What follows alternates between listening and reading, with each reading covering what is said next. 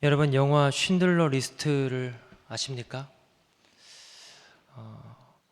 오스크 쉰들러라는 독일인 사업가가 나치에 의해서 참혹하게 학살당하는 유대인들을 구출하는 내용입니다.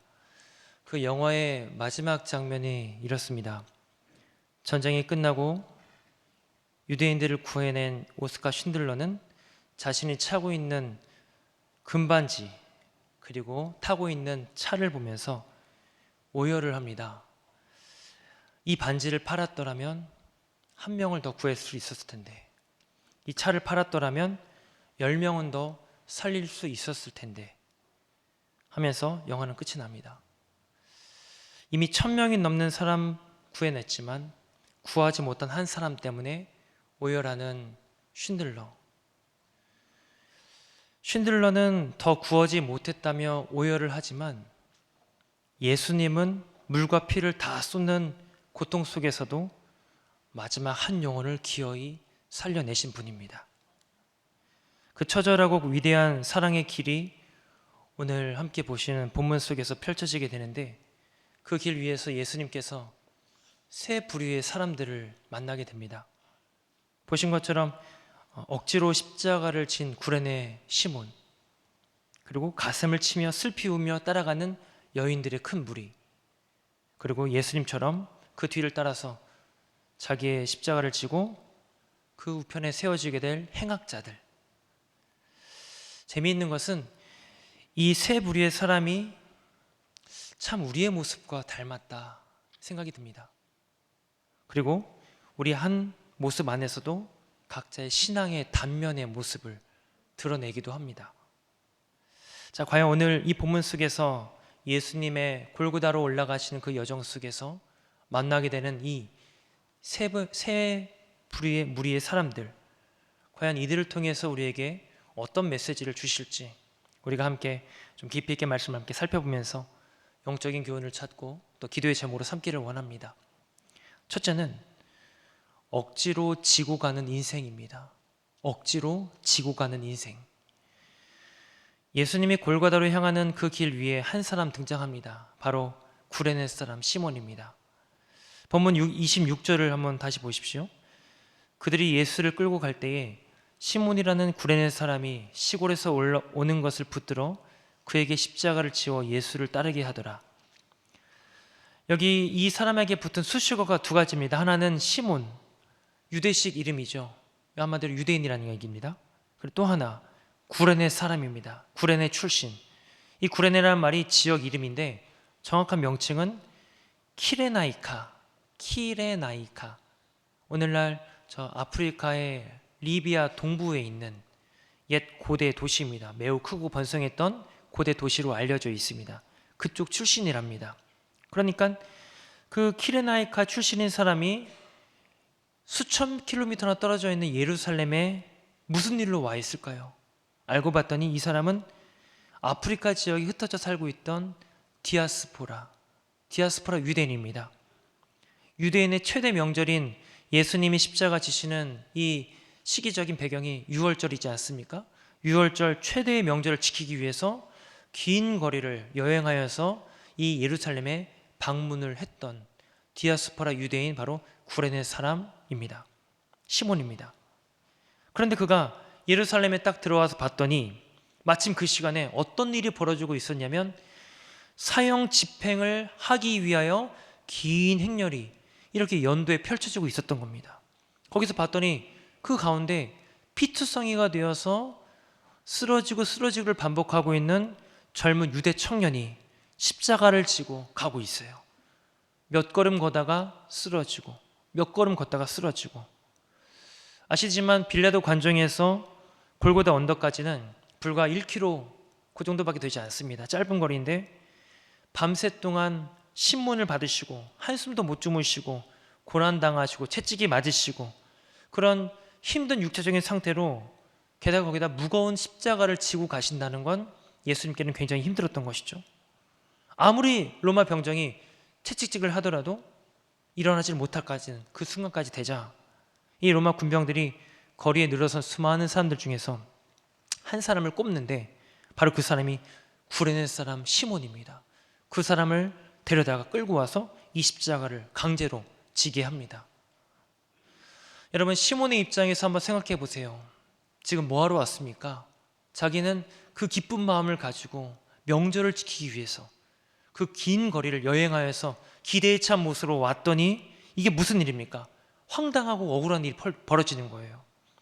얼굴 한 번 본 적 없는 예수라는 청년이 그 십자가를 지고 하는데 힘들어서 그걸 나한테 던져맸대요.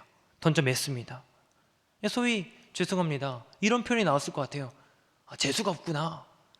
정말 재수가 없는 겁니다. 자기 옷에는 죄수의 피가 묻고 어깨는 짓눌리고 사람들의 비난과 손가락질은 자기가 다 같이 받고 있어요. 나는 지금 명절 지키려고 즐겁게 왔는데 이게 뭡니까? 여러분, 우리 인생에도 이런 경우가 종종 있지 않습니까? 하나님, 저는 열심히 성실히 살았는데 왜 갑자기 이런 병이 생겼습니까? 왜 이런 부담을 다 짊어져야 되겠습니까? 또는 이런 직분, 이런 사명, 나는 받고 싶지 않은데 왜 나에게 이걸 감당하게 억지로 시킵니까? 하시는 마음 없습니까?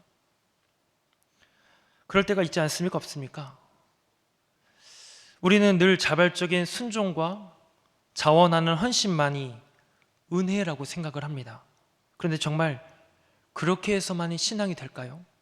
그래야만이 은혜가 임하게 될까요? 저는 아니라고 봅니다.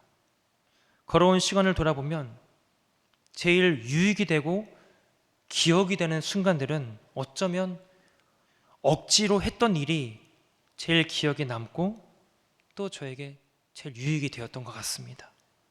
그런 일들이 의외로 많습니다. 억지로 하는 일, 억지로 십자가를 지는 일. 근데 놀랍게도 하나님께서는 이 억지로 진 십자가의 여정을 통해서 놀라운 하나님의 섭리를 하나씩 풀어가십니다.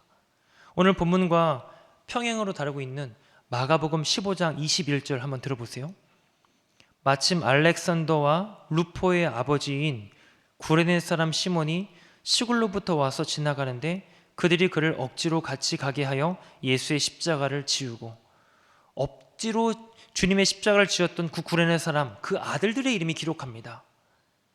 알렉산더와 루포. 자, 그런데 한 구절만 더 들어보세요. 로마서 16장 13절입니다. 주 안에서 택하심을 입은 루포와 그의 어머니에게 문안하라. 그의 어머니는 곧 내 어머니니라. 사도 바울이 여기서 복음의 동역자들을 기록하면서 소개하기를 주 안에서 택하심을 입은 루포. 여러분, 루포가 누구라고요?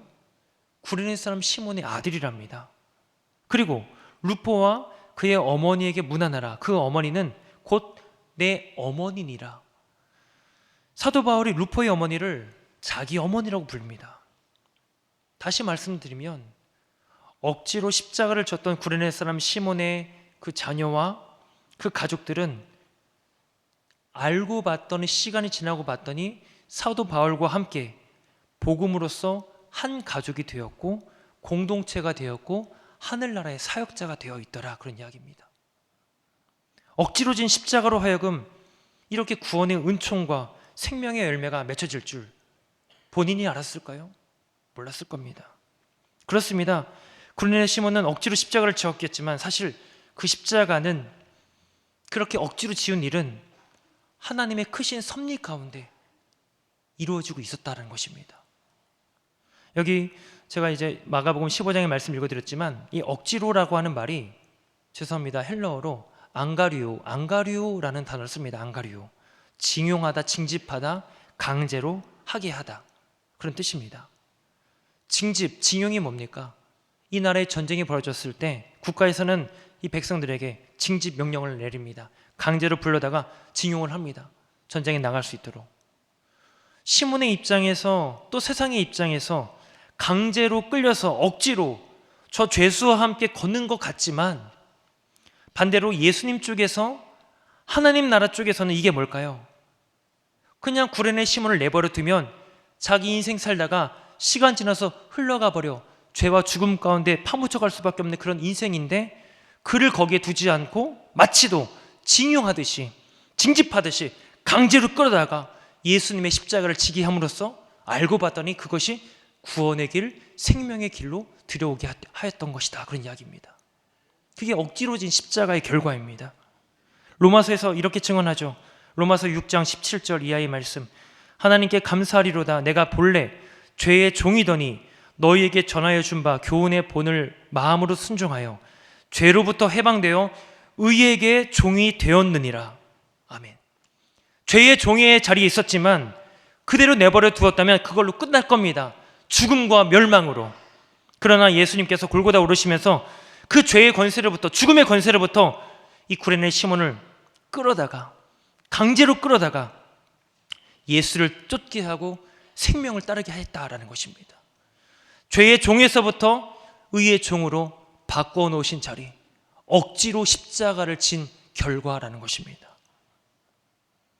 지금 예수님께서 십자가를 지시는 이 사건은요, 사실 마귀와 싸우는, 죄와 싸우는 거대한 전투입니다. 영적 전쟁입니다.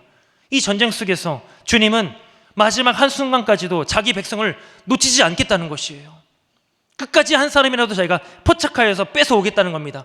죄의 자리로부터, 사망의 권세로부터 끌어와서 생명으로 들여오겠다.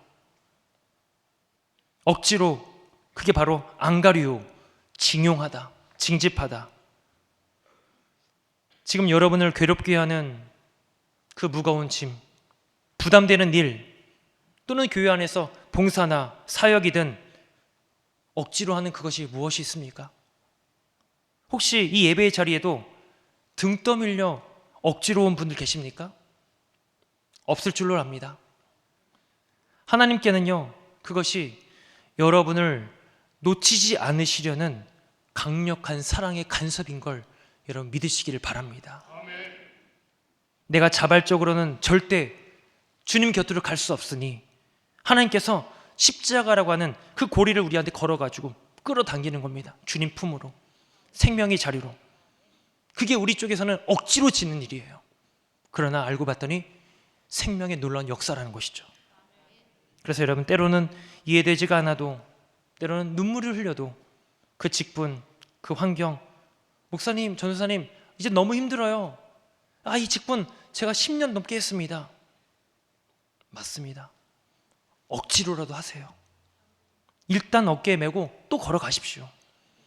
여러분이 억지로 감당하고 있는 그 일, 그 눈물, 그 책임, 사실은 여러분을 살리는 일이고 여러분의 가문을 축복의 갭으로 만드시려고는 하나님의 작업인 줄로 믿습니다.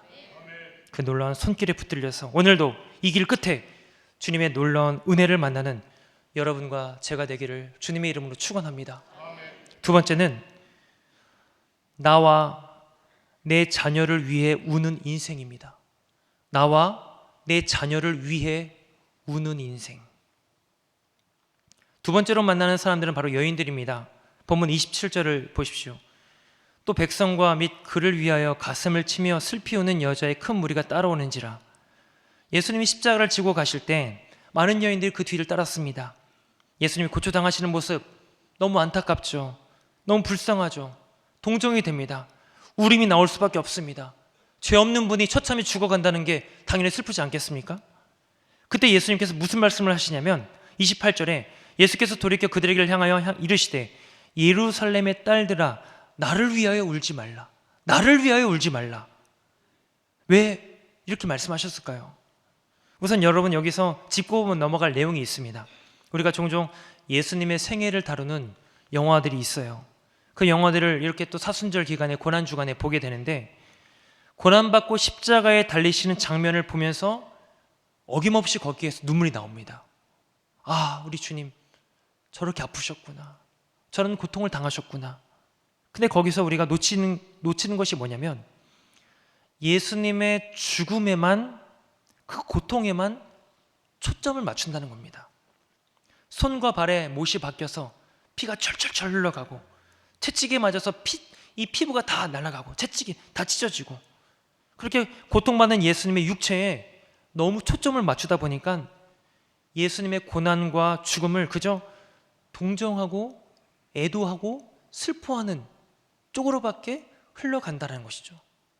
사실 성경에서 드러내고자 하는 십자가의 의미는요, 엄밀히 말하면 그게 아닙니다. 한번 생각해 보세요. 예수님이 우리를 위하여 십자가에 죽으셨습니까? 아니면 예수님이 우리를 대신하여 십자가에 죽으셨습니까? 어떤 것이 맞는 것 같습니까? 우리를 대신하여 죽으신 겁니다. 위하여 죽는다, 좀 이렇게 거들떠 준다, 좀 도와준다, 사실 애매한 표현입니다. 더 엄밀한 정확한 표현은 우리를 대신하여 죽으셨다라는 표현이 맞습니다. 왜 죽으셨을까요? 한번 들어보세요. 베드로전서 2장 24절에 친히 나무에 달려 그 몸으로 우리 죄를 담당하셨답니다. 이는 우리로 죄에 대하여 죽고 의에 대하여 살게 하려 하심이라. 그가 채찍에 맞음으로 너희는 나음을 얻었나니. 예수님이 우리를 위하여 죽으셨다 말씀하지 않습니다. 담당, 대신하셨다는 겁니다. 그 자리에. 그래서 예수님을 그렇게 해서 성경에서 대속제물, 대속의 십자가라고 설명하는 거죠. 여러분과 저로 하여금 죄에 대하여 죽고 의에 대하여 살고 구원과 영생과 생명에 대하여 영원히 살게 하시려고 예수님께서 대신 죽으셨다는 겁니다. 그게 바로 십자가입니다. 주님의 십자가는 얼마나 아프셨을까 그저 동정하고 애도하는 차원에 머물러 있는 것이 아니라 주님이 받으신 그 고통과 아픔, 예수님이 받아내셨던 그 모욕과 그 수치, 사실은 다 내가 뒤집어 쓰고 내가 받아내야 될 것을 확인하고 오늘도 가슴 떨리게 그 앞에 서 있는 것이 바로 십자가의 진짜 의미인 줄로 믿습니다. 그래서 슬피 우는 여인들을 향해서 예수님이 나를 위하여 울지 말라, 즉 나를 동정하거나 불쌍히 여겨서 울지 말고 더 본질적인 의미, 이유를 알고 그 앞에 울어라, 이렇게 말씀하십니다. 그게 뭘까요? 바로 그 뒤에 나오는 너희와 너희 자녀를 위하여 울라. 다시 말해서 너희의 죄와 너희 자녀들이 처할 영적인 위기 때문에 울어야 된다 말씀합니다. 여러분, 그 내용이 이제 29절서부터 쭉 설명이 되어 나오는데 29절과 30절, 제가 한 절, 여러분 한 절, 우리 한 절씩 읽겠습니다. 보라, 날이 이르면 사람이 말하기를 잉태하지 못하는 이와 해산하지 못한 배와 먹이지 못한 젖이 복이 있다 하리라.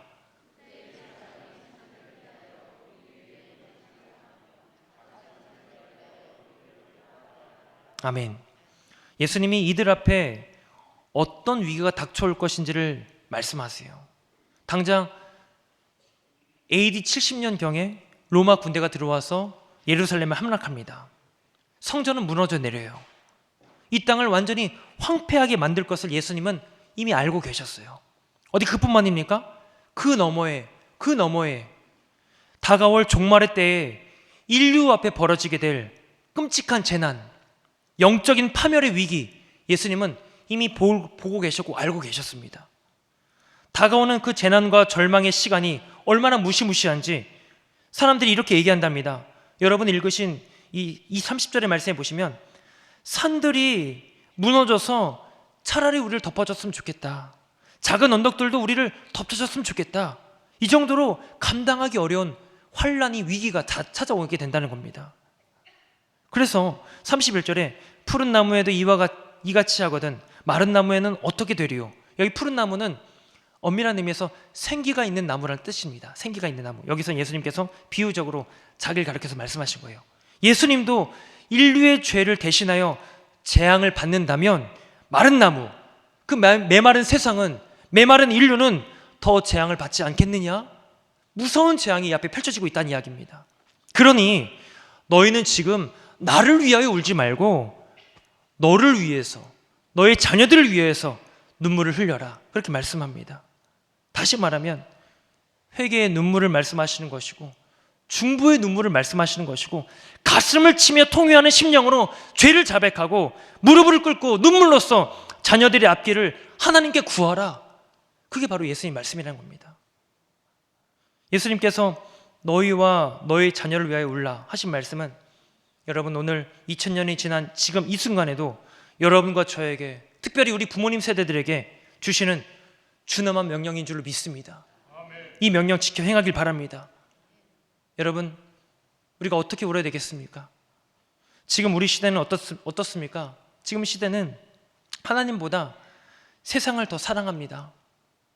물질과 성공을 떠받들고 있습니다. 좀 더 실질적으로 말씀드려볼까요? 스마트폰이라고 하는 우상에 빠져서 영적으로 죽어가고 있어요. 너도 나도 사람들 모인 곳에 가보면 다 고개 숙이고 뭘 하고 있냐? 한 80% 이상은 그런 영상을 보고 있어요. 유튜브 같은 영상을.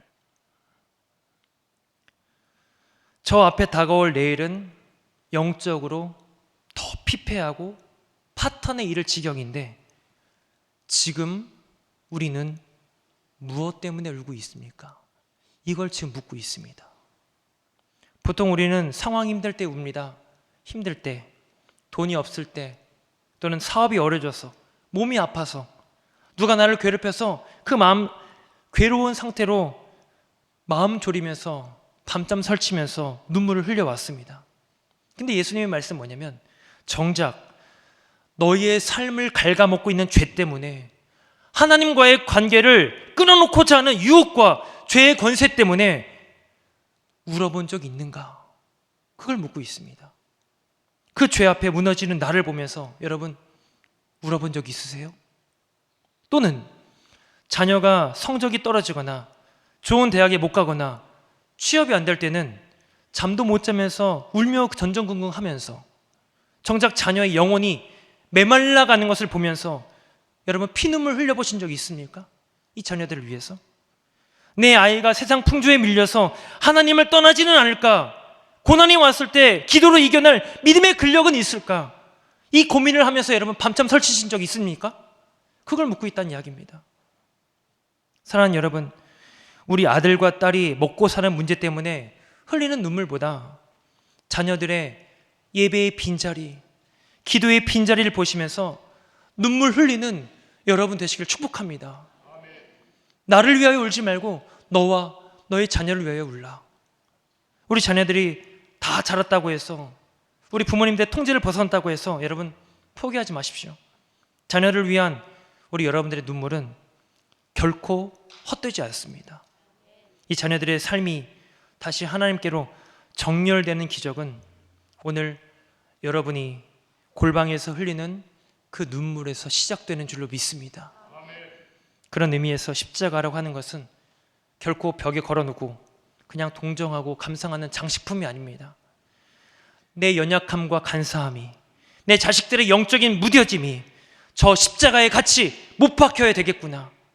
정말 영락없는 죄인이 되어서 주님과 함께 죽고 그리고 주님과 함께 다시 살아나서 소망의 자리, 생명의 자리가 바로 저 십자가구나. 그 고백을 매일매일마다 확인하시고 회복하시길 바랍니다. 이 같은 눈물의 회개와 믿음의 결단으로 십자가 밑에서 다시 일어서는 여러분과 제가 되기를 주님의 이름으로 축복합니다. 끝으로 세 번째는 십자가를 통과하는 인생입니다. 십자가를 통과하는 인생. 세 번째 만나는 사람은 두 행악자입니다. 본문 32절을 보십시오. 또 다른 두 행악자도 사형을 받게 되어 예수와 함께 끌려가니라. 아시듯이 예수님의 십자가 양면에 걸릴 이 강도들 이야기를 합니다. 끌려갑니다. 예수님도 같이. 이 장면을 놓고 이미 일찍이 이사야 선지자가 예언을 했어요. 이사야서 53장 12절에 그가 자기 영혼을 버려 사망에 이르게 하며 범죄자 중 하나로 헤아림을 받았음이니라. 범죄자 중 하나로 예수님이 헤아림을 받았답니다. 가장 존귀하시고 거룩하신 분께서 자기 영혼을 버리고 그 영광스러운 보좌를 버려두고 가장 비천한 범죄자의 자리에 오셔서 함께 섞이셨다, 그런 이야기입니다. 왜 그러셨을까요? 왜 예수님이 이런 모습을 취하셨을까요? 그들과 섞이지 않으면 그들을 구원할 수 없다는 겁니다. 그 자리에 예수님이 밑바닥까지 내려가지 않으면 그 밑바닥에 있는 인생을 구원할 수 없기 때문에 예수님 그렇게 하셨다는 겁니다. 우리는 예수님께서 행악자들과 끌려가시는 이유를 잘 알고 있어요. 그렇게 가심으로써 십자가에 달려 죽으시고 우리를 구원하시기 위해서. 근데 여러분, 이 당시 사람들은 그 의미를 몰랐습니다. 당장 지금 여기 예수님의 십자가를 대신 지고 가는 구련의 신문만 하더라도 어떻게 예수님을 생각했냐면, 아, 저자도 저런 범법자들과 행악자들과 같은 부류구나, 범죄자로만 알았을 겁니다. 그래서 어떤 이들은 예수님이 가시는 십자가 지고 가시는 길에 침도 뱉고요, 손바닥으로 때리기도 합니다. 수모를 주는 거죠. 예수님은 아무 죄가 없으시지만 범죄자들과 같은 동류로 낮아지셔서 수치를 한 몸에 받아내십니다. 여러분, 우리도 이렇게 살다 보면 내 인생의 밑바닥을 칠 때가 있지 않습니까?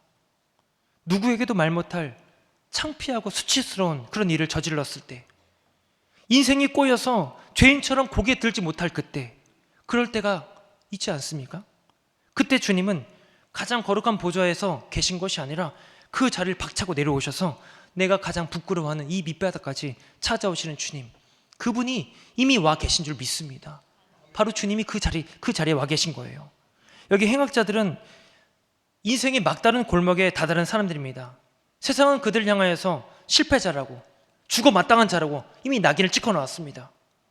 혹시 여러분 중에도 내 인생 끝났다고, 나는 이미 너무 늦었다고 자책하는 분 계십니까? 그러지 말라는 겁니다. 주님은 죽음의 행렬까지도, 그 한복판까지도, 그 밑바닥까지도 내려오시기 때문에 그 처절한 신음을 내뱉고 있는, 어쩌면 여러분 저와 저의 자리에도 그 주님은 함께 계신 줄로 믿습니다. 그래서 여러분, 본문 이후에 전개되는 내용을 잘 아시듯이 행악자 중에 한 사람은 예수님을 비방하면서 끝까지 거부합니다. 근데 다른 한 사람은 주여 당신의 나라에 임하실 때 날 기억하소서 낙원을 허락받습니다. 한 사람은 거절해서 버림받고, 한 사람은 받아들여서 구원을 얻습니다. 가장 밑바닥에서. 무슨 얘기일까요? 가장 밑바닥까지도 찾아오셨음에도 불구하고 받아들이지 않는 건 무슨 일이냐, 그런 이야기입니다.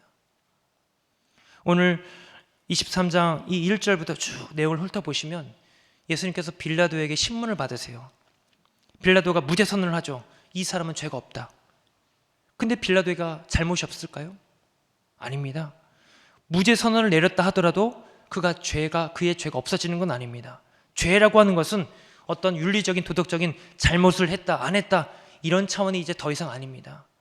이제는 성경에서 말씀하는 죄, 그리고 죄가 아닌 것은 딱 한 가지 기준입니다. 예수 그리스도를 받아들이느냐, 받아들이지 않느냐.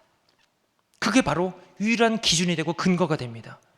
받아들인 행악자 한 사람은 결국 의인이 되어 구원을 받지만, 받아들이지 않는 다른 한 사람은 죄인으로서 생을 마감하게 됩니다. 가장 밑바닥에서. 빌라도가 신문하는 사이에 헤롯의 이야기도 끼어 있어요. 헤롯이 일생 동안에 예수님의 소문을 듣고 보기를 원했습니다. 그래서 예수님도 그 헤롯 앞에 끌려갑니다. 끌려가는데 놀랍게도 헤롯과 예수님 사이에 대화가 일절 이루어지지 않습니다. 다시 말씀드리면 예수님께서 헤롯이 묻고 질문하는 것에 하나같이 다 거절하세요. 모른 척하세요. 사실 성경에서 예수님께서 매몰차게 거절하신 적은 거의 없는데 그런 일을 하십니다. 왜 그럴까요? 이제는 그 기준이 되었다는 겁니다. 영의 기준이 나뉘어졌다는 것이에요. 예수를 받아들이느냐, 받아들이지 않느냐. 가장 철저히 낮아져 있는 그 밑바닥 인생을 살다 할지라도 그곳에서 마지막에 예수를 받아들이느냐, 받아들이지 않느냐에 따라서 영의 기준이, 죄의 기준이 확 나뉘게 된다는 것이죠. 그래서 여러분, 결국은 십자가를 정점으로 우리 인생은 나뉩니다. 두 가지로. 사느냐, 죽느냐. 예수의 구원의 초대를 받아들이느냐, 받아들이지 않느냐. 2000년이 지난 이후까지도, 지금까지도 그 구석의 패턴은 똑같습니다. 그럼 이제 우리는 뭐 해야 되겠습니까? 아무리 밑바닥에 있는 인생이라 할지라도, 아무리 헐헐 나는 잘 사는 인생이라 할지라도, 어떤 누구든지 간에 그리스도를 받아들이느냐, 내 삶으로 주님을 만나느냐, 인격적으로 그분을 만나느냐, 그리고 그분과 함께 십자가로 들어가느냐, 아니면 끝까지 거절하느냐. 이게 바로 우리의 생을 가름짓는 결정인 줄 믿습니다. 감사한 것은 오늘 우리가 이렇게 기쁨의 예배의 자리에 나와서 그것을 다시금 확인하고 있지 않습니까? 아, 그렇구나. 주님을 맞이하고 받아들이고, 바라옵기는 그 주님과 함께 여러분의 전 인격으로 십자가를 향하여 돌파하시길 바랍니다. 그 주님을 가슴으로 통과하고 그 십자가 사랑이 그저 눈에 보이는 지금까지 알아왔던 형식적인 내용이 아니라 나를 대신하여 죽으신 그 자리 내가 죽었어야 될 텐데 나를 대신하여 죽으셨구나. 나도 주님과 함께 죽고 다시 한번 주님과 함께 살아나는, 그럼으로써 오늘도 예수의 생명을 기억하면서 마지막 한 걸음까지라도 우리를 살리시기 위하여 몸부림치시는 그 주님의 열심에 붙들리시는 여러분과 제가 되기를 주님의 이름으로 축원합니다. 기도하겠습니다. 은혜로우신 하나님, 오늘 내가 맞닥뜨린 상황, 내가 원치 않았던 인생의 짐들이 사실은 나를 살리려는 주님의 손길이었음을 깨닫습니다. 또한 나의 안위만을 위해 울던 이기적인 눈물을 닦아주시고 이제는 죽어가는 영혼들과 우리 자녀손들을 위해 통곡하는 중보자가 되게 하여 주옵소서. 골고다 언덕 끝까지 주님을 따르며 주님께 묶여 함께 죽고 주님과 함께 다시 살아나 생명을 흘려보내며 복음을 위해서 살아내는 주의 백성들 되게 하여 주시옵소서. 성령이 함께 하실 것을 믿사오며 예수 그리스도 이름으로 기도하옵나이다. 아멘.